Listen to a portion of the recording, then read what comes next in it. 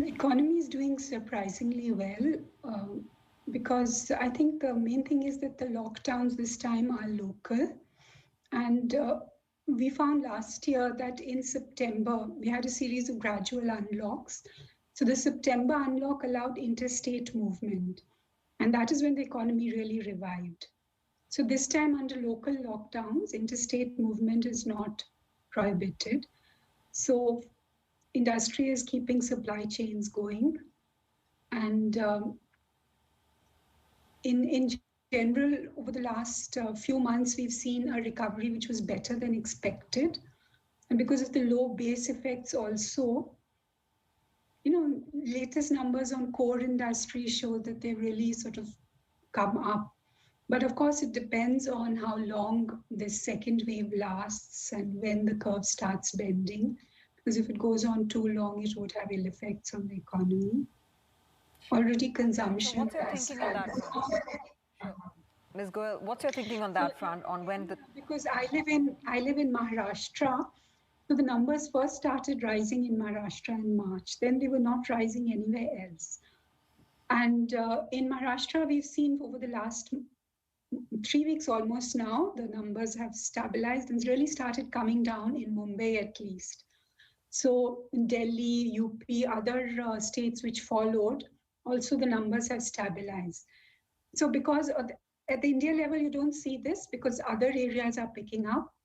But since the ones that began early are stabilizing, it suggests that this spike will stabilize in a few weeks. It won't go on very long.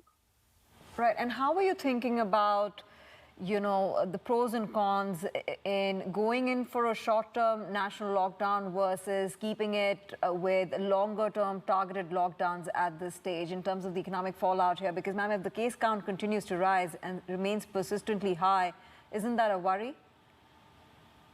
Yes, definitely it is a worry. But as I said, in Mumbai, we found that with the reversal of the unlocks, what the state minister called it was a curfew, not a lockdown, which has been implemented for more than a month now.